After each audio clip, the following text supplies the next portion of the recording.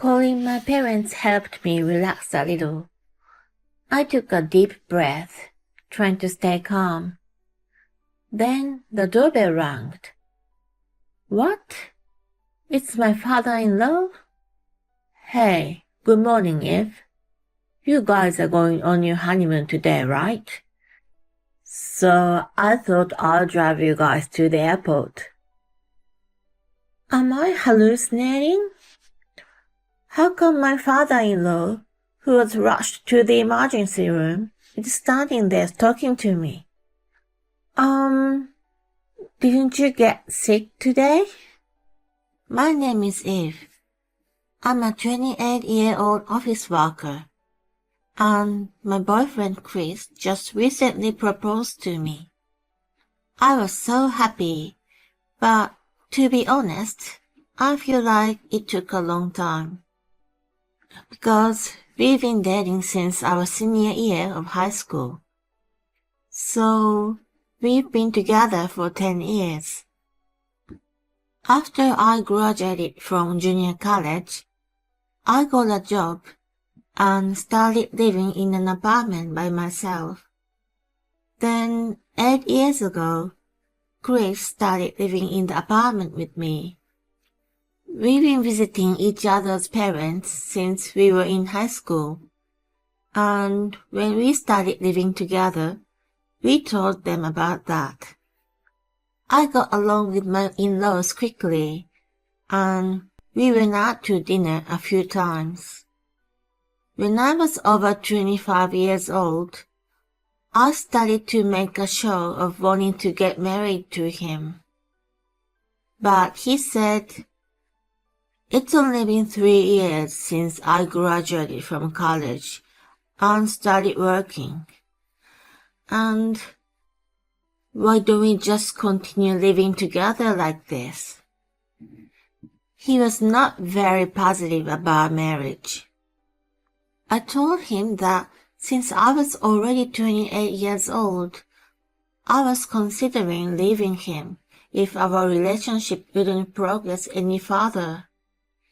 Then a little while later, he finally asked me to marry him. I have told him many times about what I want to do at our wedding and about our honeymoon. He also said he wants to do what I want, and I took the lead in wedding preparations and honeymoon arrangements. After the wedding, all we had to do was to go on our honeymoon. Chris said he had some business to do at his parents' house before the honeymoon, so he went to stay at my in-laws' house. So I went to dinner with my parents. After I came back home, I took a bath and went to bed early. Before going to bed, I sent an SMS to Chris saying, "I'm looking forward to our trip to Maldives starting tomorrow," and went to sleep. I slept really well, and I woke up feeling refreshed the next morning. I was sure I'll be able to enjoy my trip a lot. I was going to meet Chris at the airport, so I was getting ready alone. I was a little concerned, however, because the message I sent to Chris last night hadn't been read. Well, I didn't send him anything important, but I was worried that he might be still sleeping. From my in-laws' house, it takes a long time to drive to the airport. Chris is the kind of person who takes a long time to get ready, so if he's not awake now, he'll be late. I was feeling a little worried when I received a phone call from Chris. "Hi, Chris. Are you ready yet?" He said something I didn't expect. "Oh, Eve, I'm sorry. My dad collapsed and had to be rushed to the emergency room." "What?" He's in the hospital right now, and his condition isn't very good. So I'm sorry. I can't go on our honeymoon. Okay, but he looked fine at the wedding just a few days ago. Why? My mom and I were both surprised when my dad suddenly collapsed. We didn't expect that right before our honeymoon. It can't be helped. Yeah, but I don't want to waste the ticket, so why don't you go alone? No, it's our honeymoon. I can't go alone. Also, I can't go on a trip when your dad is sick. I'll visit him too. Where's the hospital? Oh, the doctor's here. I'll call you later. What? Wait. He must have been in a panic because he hung up the phone before telling me the hospital's name. So, I had no choice but to wait for a phone call from Chris. I wondered if my father-in-law would be okay. Oh, I have to cancel the trip. Oh no, that should be later. I called my parents. They could hear the anxiety in my voice. They said they'd come to my house immediately. I can't drive a car in my current state of mind. So it's great that my parents will come and give me a ride to the hospital as soon as Chris calls me. Calling my parents helped me relax a little. I took a deep breath, trying to stay calm when the intercom rang. Who could it be? My parents' house is close to here, but it takes about 10 minutes by car. So there was no way my parents could be here. I opened the door, and there was my father-in-law. What? How come you're here? Hey, good morning, Eve. You're on your honeymoon from today, right? I'll drive you to the airport. A cab will be a waste of money, and a train or bus will be inconvenient because of the large luggage, right? My father-in-law speaks very cheerfully and happily. Am I hallucinating? Why is my father-in-law, who was rushed to the hospital, standing and talking? Didn't you collapse today? Huh? Did I collapse? What are you talking about? Chris called me just now. Chris isn't here now? No. Then where's he on your honeymoon day? He said he had some business at your house yesterday and was staying there. No, he didn't come. What do you mean? I didn't know what was going on anymore. He didn't seem like he was lying. Does that mean Chris is lying? I immediately called him, but he didn't answer the phone. Then my parents arrived. My parents got out of the car in a panic, but were surprised to see my father-in-law standing normally in front of them. Hey, what's going on? I heard Chris's dad collapsed. My father-in-law said, Excuse me, it seems like my stupid son lied to Eve. He apologized to my parents. What the hell is he thinking? I thought Chris must be doing something bad. My father-in-law and my parents came inside the house, and we set things straight. First of all, Chris didn't stay at my parents-in-law's house yesterday. That means he's doing something or going somewhere. My father-in-law was very furious that Chris lied that he collapsed. I thought Chris is probably telling my father-in-law that he's on his honeymoon with me. So I asked my father-in-law to call Chris. Then he answered the phone. Chris, where are you? I'm at the airport. It's almost time for boarding and I don't have time to talk to you. We're going on a trip to Maldives for 3 nights and 4 days. Right. Enjoy your honeymoon. Oh hey, can you put Eve on the phone for me? Huh? No. What's wrong with it? You don't have much time, do you? It won't take long. No, Eve's in the bathroom right now. Oh well, that's okay then. Enjoy your honeymoon. Yeah, thanks. Mary wanted me to get you some things in Maldives, so I'll send you a list via SMS later. What? I gotta go. Hey. My father-in-law hung up the phone. Then I researched the standard Maldivian souvenirs and made a list. Then my father-in-law sent it to Chris via SMS. Chris immediately read the message, but didn't reply to my father-in-law. Then I received SMS from Chris. I want you to go to Maldives alone. I replied, pretending that I don't know anything. What? Why? Is your dad going to be okay? My dad seems to be okay for the time being, but I'm worried about him, so I'm going to stay at the hospital. I need you to go to Maldives. My mom wants some things from Maldives. I just sent you a list. Wait, I can't go on a trip at a time like this, and I can't buy souvenirs. Just tell me where the hospital is, and I'll come visit him. He seemed extremely upset when I sent the message. He suddenly sent me an angry message. Just do as I say. You have the tickets.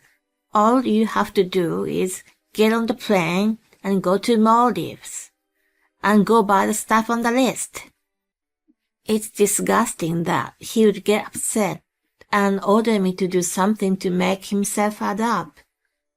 Both my father-in-law and my parents were appalled to see our conversation on SMS. Eve, I'm so sorry for my stupid son. He must be doing something bad. But I don't know where he is now, and I can't question him. And I'm sure he'll just play innocent. Don't apologize to me. You didn't do anything bad. I'm really sorry. Now you have to pay 100% of the cancellation fee.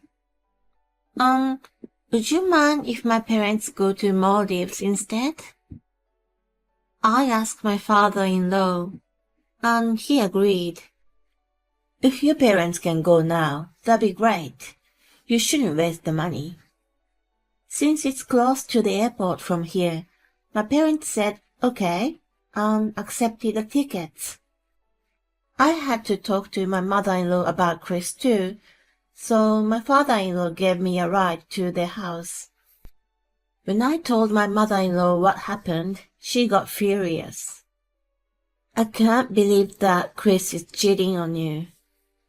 We decided to ask a detective agency to investigate what Chris was doing. We were pretending we knew nothing until we got the results while suppressing our anger. The fact that he's even deceiving his own parents means he must be doing something quite sinister. It probably would be adultery. I can't forgive him for having an affair and canceling our honeymoon. I decided to pack my bags so that I could leave the apartment anytime. 4 days later, he came back home. Welcome home. How's your dad? He's getting better. I'm sorry I couldn't go on our honeymoon. Did you get the souvenirs? Yes, I did. When I handed him the souvenirs, Chris looked so relieved. My parents, who went to Maldives, bought them. Thanks. Mom will be happy. I guess he was relieved that he had managed to fool us. He seems to be in a good mood. I was about to lose my temper seeing him like that. But the result of the investigation hadn't arrived yet, so I waited patiently. 2 weeks later, the results finally arrived. There was a clear image of Chris and a woman looking intimate and entering her apartment. I immediately told it to my in-laws. They were shocked and apologized to me many times. And they allowed me to punish him without mercy. According to the result of the investigation, Chris was having an affair with one of his colleagues. It seemed that Chris had been seeing both of us for a long time, so he didn't want to get married to me. I was so angry that I almost went crazy. But then I cooled down and decided to execute my revenge against him. I said to him, "Hey, since I ended up traveling alone, I want to redo our honeymoon." "Okay, that'd be great. Let's go somewhere for 3 days." "Sounds good. Where do you want to go?" "Let's see. How about a trip to Las Vegas?" "It's too expensive to go overseas right now." "Oh, that sounds great. Well, I found a nice hotel, so can you book it for me?" "Oh, great. I'll take care of the reservations." Chris made reservations at an expensive hotel I chose. In the meantime, I was dealing with him in a normal way and steadily making preparations for the divorce. I hired a lawyer, found a small apartment, and hired a moving company. Then, on the day before our trip to Las Vegas, I told Chris that I had to go to my parents' house to take care of some business, and that I would go directly to the airport tomorrow. He agreed without any doubts. The next day, he called me from the airport. "Hey, are you here yet? The plane's leaving soon."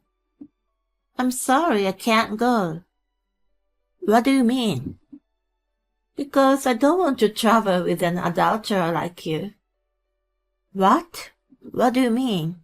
You think I'm having an affair?" "I would never do such a thing." "You can't pretend you don't know. We already have all the evidence. I have proof that you're having an affair with a woman, Kate, who works at the same place as you." When I said this, Chris seemed so upset. So I took a photo of the evidence of the affair with my phone and sent it to him. "Oh, unfortunately, you can't say any excuses. It's disgusting that you had to cancel our honeymoon to see your affair partner." "Wait, I had no choice then." "What do you mean you didn't have a choice?" "When I told her I was getting married to you, she got really jealous and told me that if I didn't cancel our honeymoon and go on a trip with her, she would tell about our relationship to the whole company." "So you chose to go on a trip with her because you were threatened?" "That's right. So I had no choice." What does he mean by I had no choice?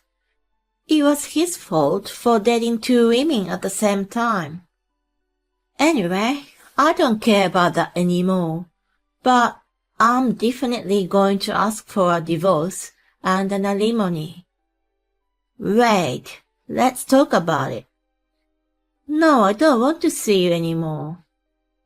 The movers will be here soon to move my stuff to the new apartment.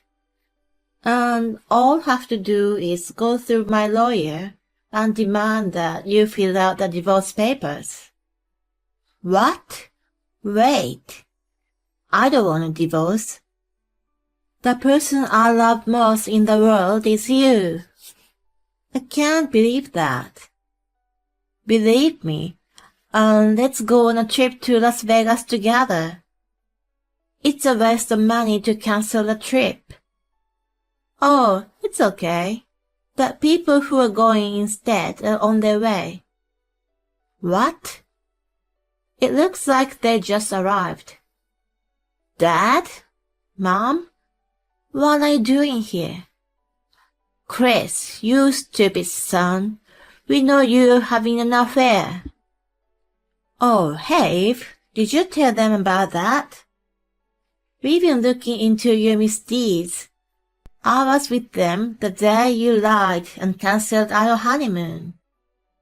What? We all knew you were lying, and we pretended not to know until we had a hard proof.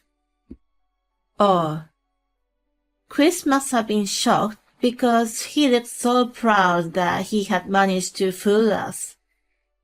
Anyway, the trip to Las Vegas is a present for your parents. Of course you have to pay for it. Otherwise, I'll tell your company about the affair. No. Chris gave the tickets to his parents right away. We'll talk about it after our trip, my father-in-law said. I want them to enjoy the trip. The mover came just after that, so they moved my stuff, and I moved to my new apartment. I ignored all the phone calls and SMS Chris sent to me, and I simply replied, "Contact me through my lawyer." Then he agreed to divorce and to pay alimony. After the divorce was finalized, and I received alimony, I told people at Chris's workplace about his affair. Since they came to our wedding, and we got divorced so quickly, I thought I should tell them the reason of the divorce and apologize to them. Sure enough, I got a call from Chris. Hey, why did you tell everyone at work? You promised to keep it a secret. Well, they came to our wedding, and we got divorced so quickly. So I thought I should tell them everything honestly. Well, it was your fault, and you deserve it. All right, bye. Hey. I hung up the phone. Apparently, Chris is getting the cold shoulder at work because of what he did. I also told that to all of his former classmates, so he's lost a lot of friends. I'm happy to know that he's in trouble. I blocked him from contacting me. Now, I'm living in an apartment and enjoying the single life. I'm only 28 years old, and my life is just beginning. I'm going to do a lot of things I want to do, and hope I'll get a great boyfriend. He was a lousy goofball. If you're too charming, don't get married, or rather don't date more than one person at a time. I'm glad that her in-laws are decent people. I hope she can get married with a wonderful man next time. Thank you for watching. Please subscribe to our channel if you like. See you in the next video.